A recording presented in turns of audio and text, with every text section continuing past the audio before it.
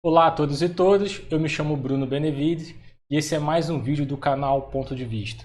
No programa de hoje eu queria trazer aqui algumas informações sobre o que é, afinal, esse tal de anarcocapitalismo, do qual a gente passou recentemente a circular, ouvir e ler na imprensa, tanto na imprensa escrita também quanto os jornais, principalmente, digamos assim, dois marcos para isso, né? As eleições do Trump, já tem bastante tempo, mas agora, mais recentemente, estou gravando esse vídeo aqui no dia 21 de novembro, então, portanto, domingo passado, muito próximo, aí, tivemos as eleições na Argentina.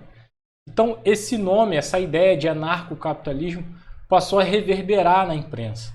Então, eu quero trazer aqui algumas considerações sobre do que se trata esse movimento. Eu não vou a fundo, porque eu tenho inúmeras divergências e não compactuo. Para mim, já adianto, o anarcocapitalismo é uma aberração, não faz o menor sentido, não possui uma trajetória, não possui uma trajetória histórica. É um amontoado de ideias que foram se avolumando, bastante confusas, e do qual você vê que tem inúmeras pessoas aproveitadoras.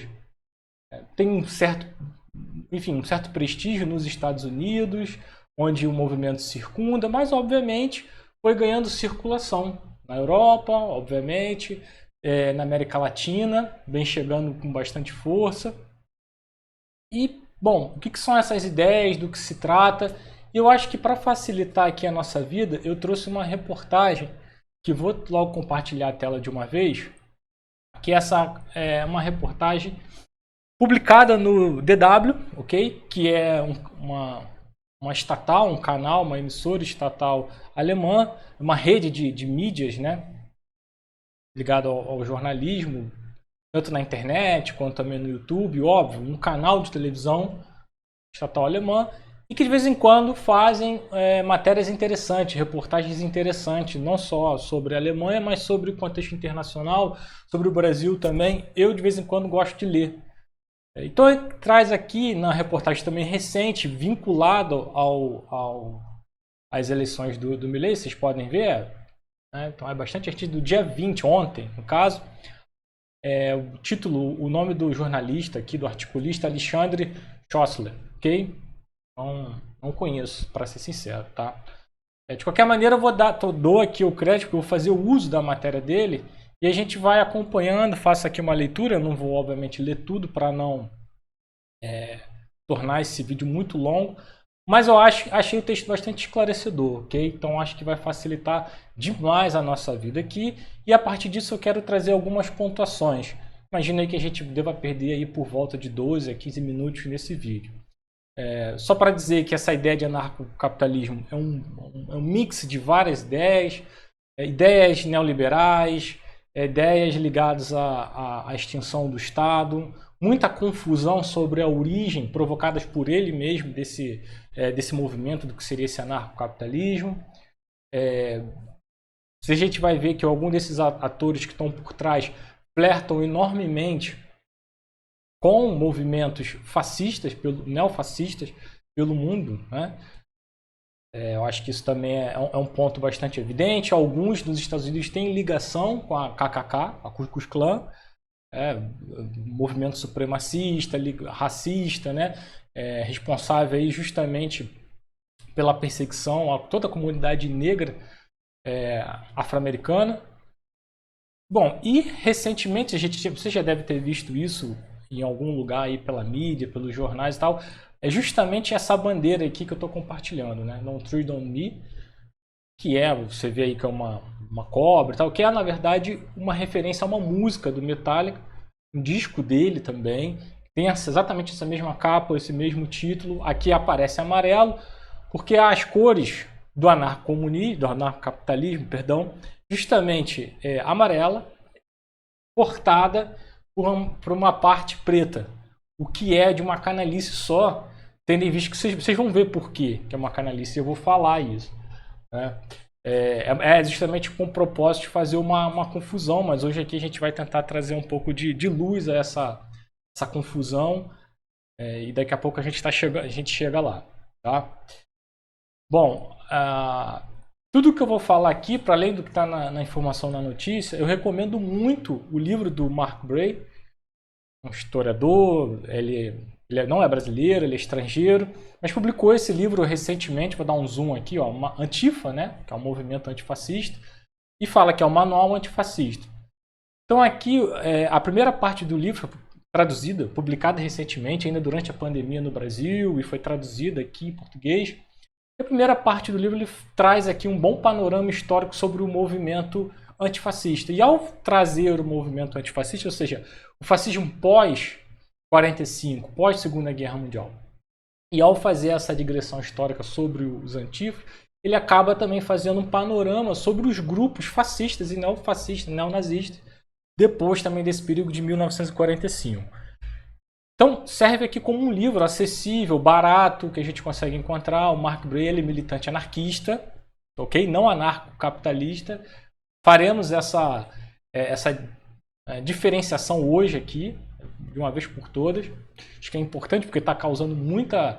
As pessoas me perguntam, né? Algumas pessoas sabem que estudei a história do movimento anarquista, né? Existe toda uma literatura, uma biografia, historiadores, geógrafos, sociólogos especializados nisso. Daqui a pouco a gente chega lá. Então fica aqui a minha recomendação desde já. Já posso eliminar essa parte, essa aqui também.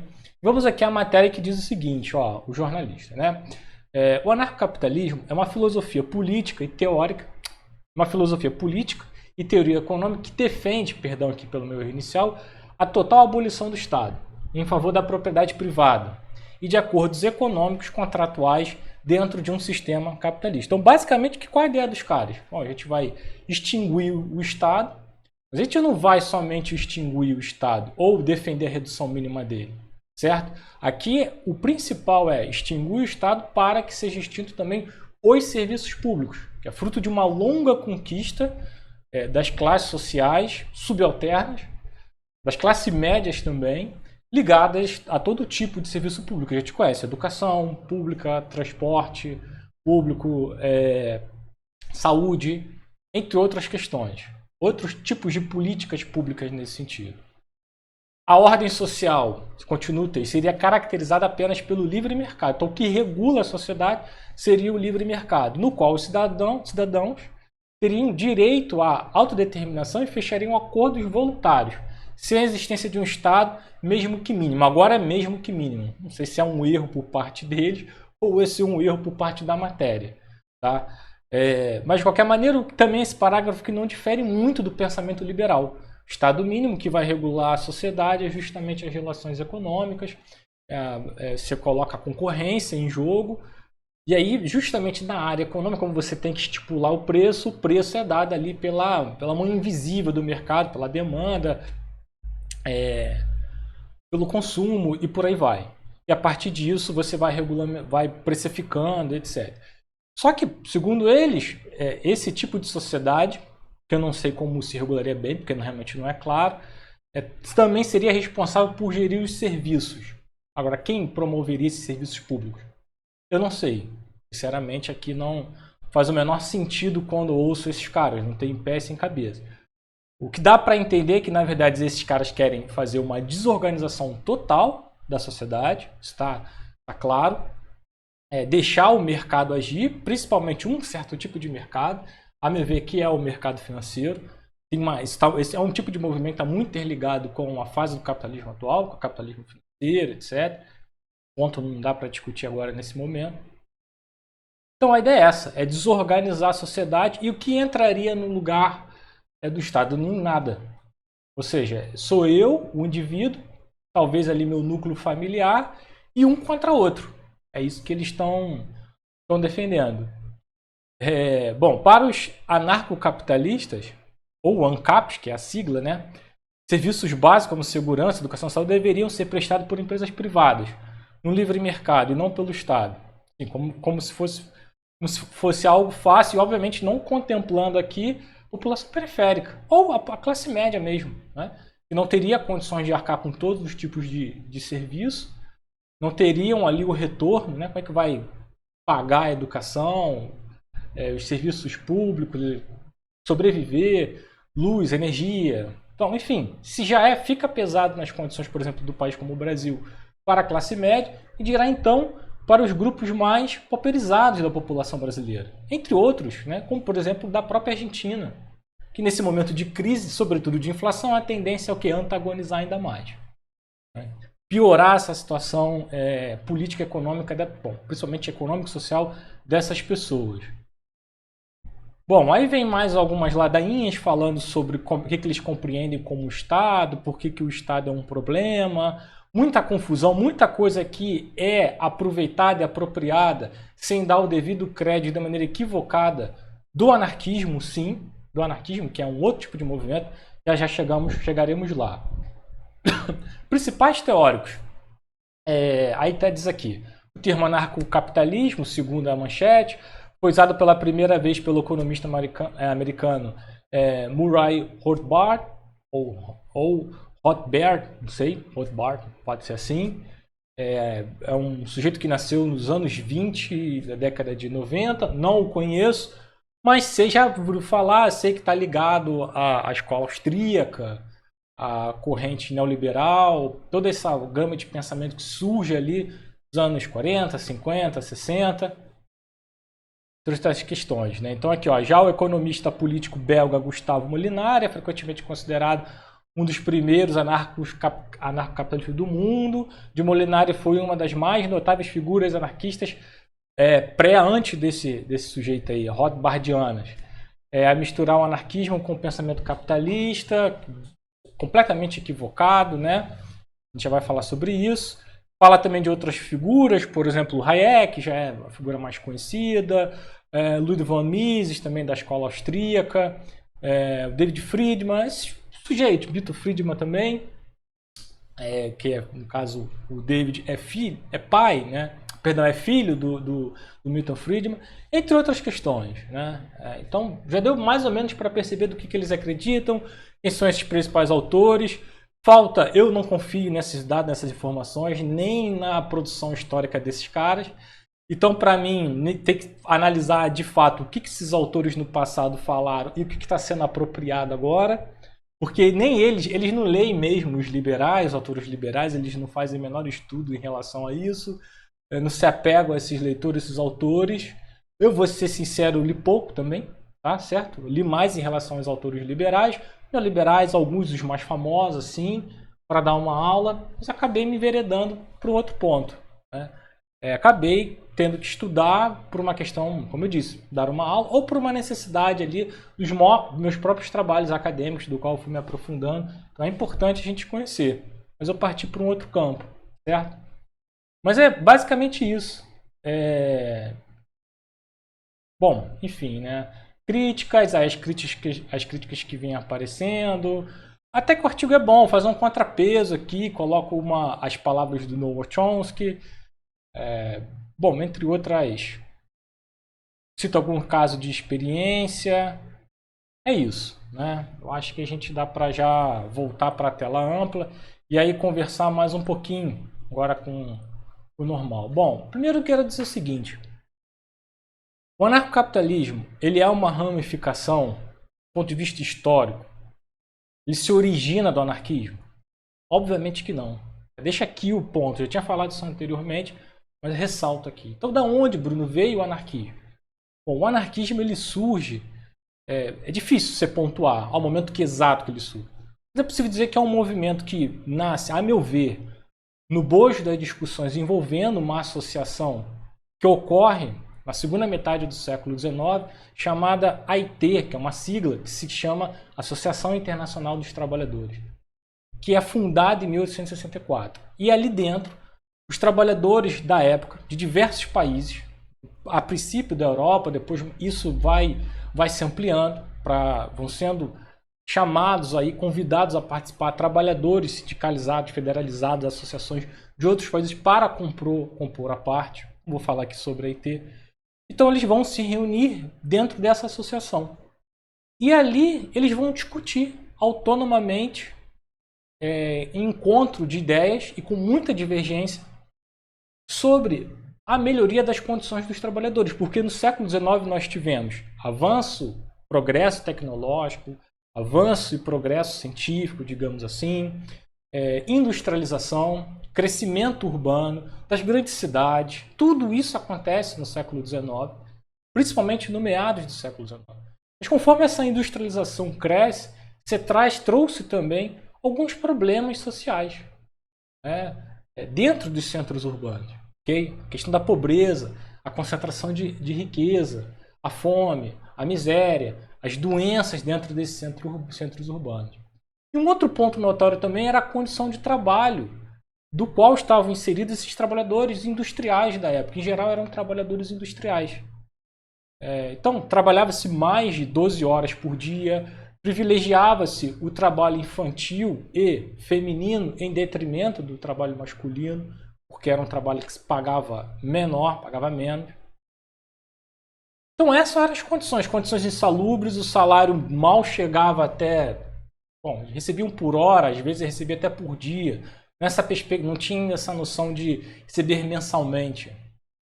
Então esse dinheiro, esse salário, digamos assim, não tinha nenhum salário fixo, mas esse dinheiro recebido pelas horas trabalhadas não dava para custear a vida em si.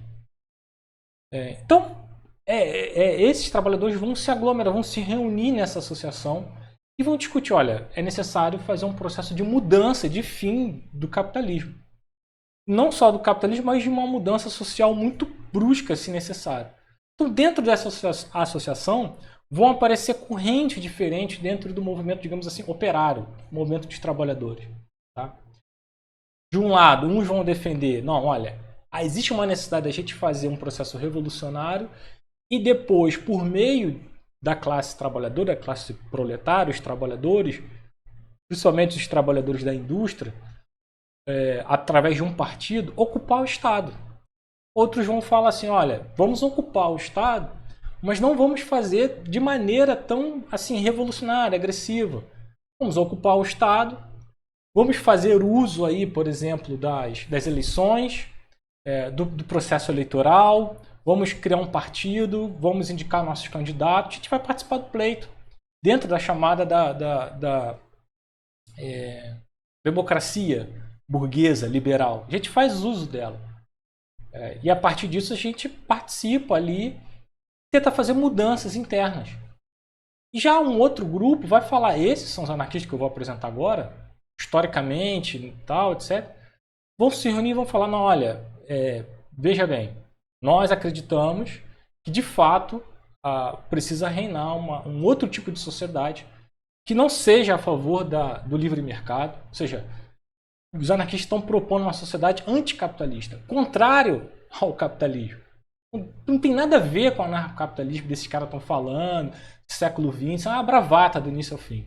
Eles estão se apropriando equivocadamente. Até a bandeira do anarquismo é a bandeira preta. Por quê? Porque os anarquistas vão falar, de fato, eu vou chegar lá, mas eles vão falar que não há necessidade do Estado.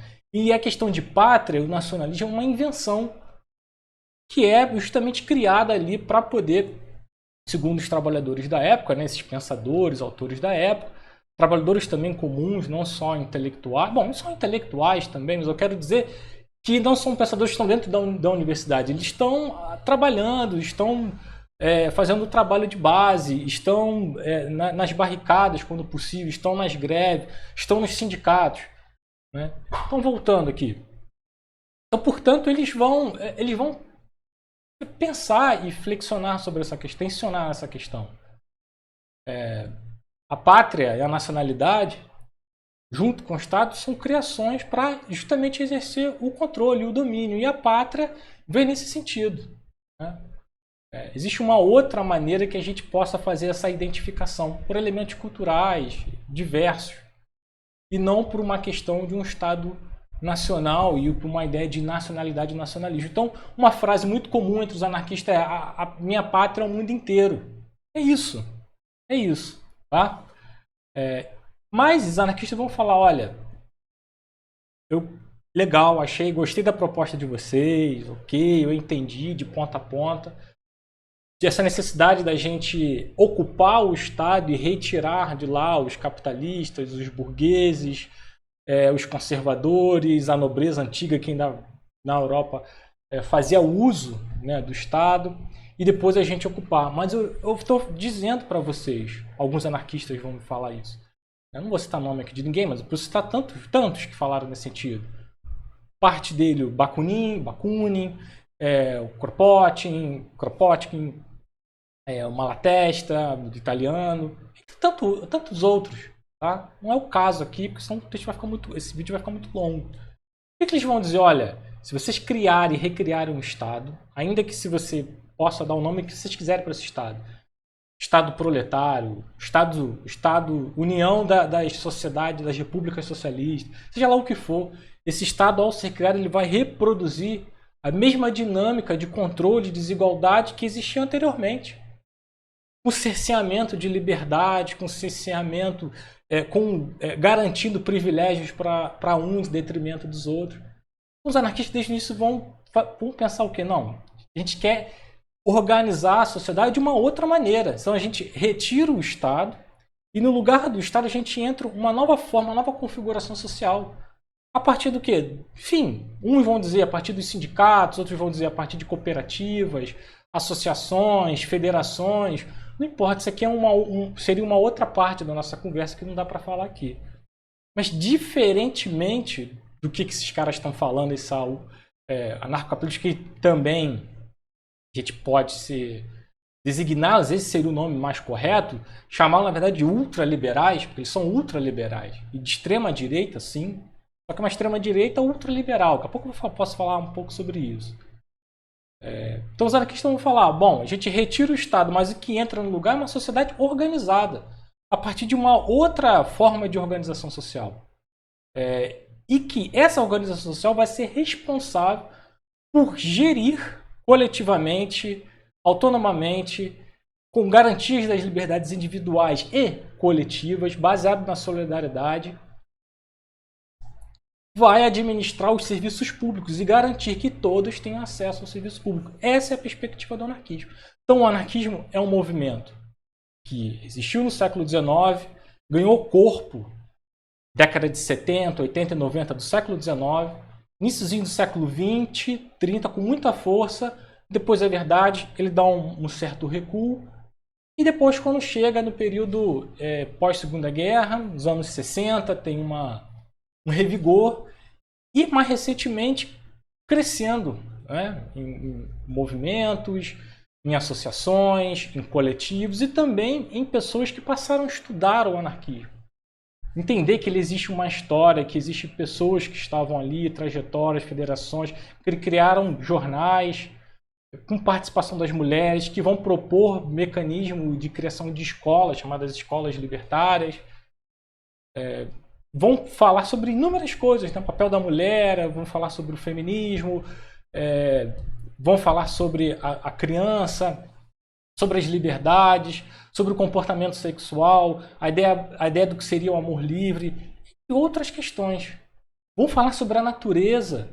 Vou falar isso aqui, o próximo vídeo que eu vou gravar é sobre justamente o que eles pensavam, os anarquistas, primeiros anarquistas, já no século XIX, o que eles pensavam em relação à natureza. E depois, obviamente, nos anos 60, agora mais recente do século XX, vão também continuar aí toda uma perspectiva, né, ecolibertária, ecolibertarismo, que libertário aqui no sentido, falo aqui no sentido de, não do termo como foi apropriado, tanto nos Estados Unidos quanto esse grupo chamado aí pseudos anarcocapitalistas, monstruosidade, né? Libertário no sentido de mesmo, de vigorar a liberdade, mas sem desconsiderar o caráter socialista do movimento. Os anarquistas, sim, uma tentativa de você amalgamar, juntar a liberdade individual, mas sem perder o coletivo. Então tem uma base socialista. Socialista aqui no sentido de você querer a justiça social, o compartilhamento dos bens. É isso que eles caras estão falando, tá certo? Então não se pode confundir a todas as apropriações que esses caras foram fazer. E eu falei da bandeira, sim, porque a bandeira do anarquismo é a bandeira preta, né? Como eu já falei, pela questão da pátria, etc. No entanto, não existe uma forma de anarquismo. O anarquismo, dentro dos movimentos sociais, dentro dessa perspectiva das esquerdas e dos movimentos socialistas, ele foi se ramificando. Mas só que esses militantes conviviam juntos, se identificavam nessas duas propostas, socialismo e liberdade, indivíduo, sociedade, certo? Só para quem não sabe, o movimento anarquista aqui no Brasil foi bastante influente, sobretudo nas primeiras décadas do século XX. Existem inúmeros trabalhos sobre isso. Muito dos direitos que nós temos hoje, enquanto trabalhadores, é graças às lutas anarquistas do início do século XX. Ok? Seja seletista ou então se você é servidor público, é isso. Muito do que você tem hoje se deve ao movimento sindical do início do século XX. Somente os anarquistas? Não, digo já. A luta não é essa a questão. Os anarquistas estavam ali lutando, mas é uma história que ainda é muito pouco conhecida. Tem sido bastante contada, como eu disse, aumento quantitativo de trabalhos, livros, etc., editores, mas ainda há muito que se fazer. Então aqui eu deixo esse vídeo um pouco nessa perspectiva. Então, conforme o anarquismo foi se ramificando, volta à questão da bandeira, foram surgindo novas bandeiras para dizer essas ramificações. Os anarcos, por exemplo, um anarquismo que vai ter uma tradição mais comunista não no sentido do Marx, não vou falar disso aqui hoje, mas eles vão utilizar uma bandeira que é uma bandeira bicolor, vermelha e preta. É isso. Exatamente cortada na diagonal. Ok? Bom, outro ponto que eu queria dizer é o seguinte, essa ideia dos anarcocapitalistas em relação à liberdade. Isso é uma falseta. É a liberdade para o mercado. Isso é liberdade, porque é isso que eles querem. Eles querem desorganizar a sociedade para que o grupo da elite que vive do capital financeiro, especulações, ações, vivam livremente e possam fazer todas as transações nacionais, internacionais, transnacionais possíveis, certo? Então por isso que eles defendem a liberdade até o fim. É uma liberdade comercial para eles. Mas se você for, digamos assim, democratizar essa liberdade, já não pode. Entendeu?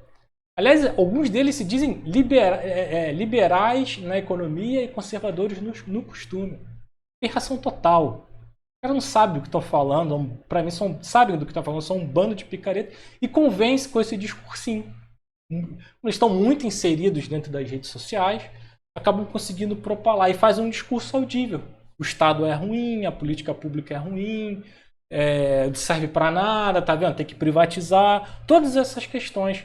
De fato, o serviço é ruim, o público tende a ser ruim porque ele é sucateado propositadamente, a população adere a essa questão, a esse tipo de discurso, com facilidade.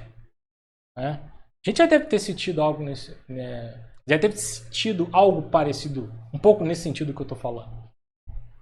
Tá certo? Então, os anarcocapitalistas ou os ultraliberais, ou vou chamar aqui de ultraliberais, de reacionários, de direita e tal, são a favor da liberdade? Não, liberdade para eles. Tenta buscar dentro de algumas notícias tratando sobre empresas do tipo sociedade anônima. Eu sempre gosto de relembrar aqui para os meus alunos, para as pessoas que eu converso, o caso da Samarco. Quando o caso da Samarco em Minas Gerais veio a público, a gente conheceu ali, por uma investigação da imprensa, quem eram os principais acionistas da Samarco. Tinha gente que era da Nova Zelândia, não sabe nem onde é Minas Gerais, entende? Esse é o mundo capitalista da atual, do capitalismo financeiro. São empresas que são donos de outras empresas, donos de outras ações. Outro exemplo disso é a 777 do Vasco. Vai lá ver quem são os acionistas dessa tal 777. Gente que não sabe nem onde fica São Cristóvão. Esse é o mundo, então é por isso que eles pregam essa liberdade, mas é liberdade para eles gerirem o capital da maneira como eles quiserem e mais, né, diminuindo qualquer forma e tipo de tributação, gasto aí com serviço público. Então é isso. E por que na verdade eles só defendem esse tipo de liberdade para eles e dentro desse quadro? Por que aquilo, né? Alguns autores dentro do anarquismo, não só dentro do anarquismo, certo? Mas gostam muito de falar o seguinte, que em um liberal existe um potencial fascista. É verdade. É verdade. Se a gente for analisar historicamente o fascismo, ou até mesmo saindo do fascismo, olhando as ditaduras, se um liberal quiser emplacar as ideias dele, principalmente as ideias ligadas ao corte do serviço público, privatização do serviço público, redução do Estado, redução de uma maneira geral, o que é o mais importante, ali em cima de tudo, a preocupação não é com o Estado, a preocupação é com a garantia dos serviços públicos. Para ele conseguir emplacar esse tipo de sociedade, ele precisa de uma ditadura. Então, vira e mexe, ele apoia regimes autoritários, totalitários, fascistas, neofascistas, e o nome que você queira dar. Ou então, quando ele perde esse controle, esse grupo social perde controle do chamado regime democrático. A primeira coisa que eles fazem é justamente emplacar aí apoiar ditaduras, declaradamente. Tá certo? Então, galera, é isso que eu queria dizer com esse vídeo. No próximo vídeo eu quero falar aqui rapidamente sobre questões ambientais e tal. A gente pode voltar a falar de alguns pontos aqui. Vou trazer um autor anarquista que trata sobre o meio ambiente já no século XIX. Um abraço.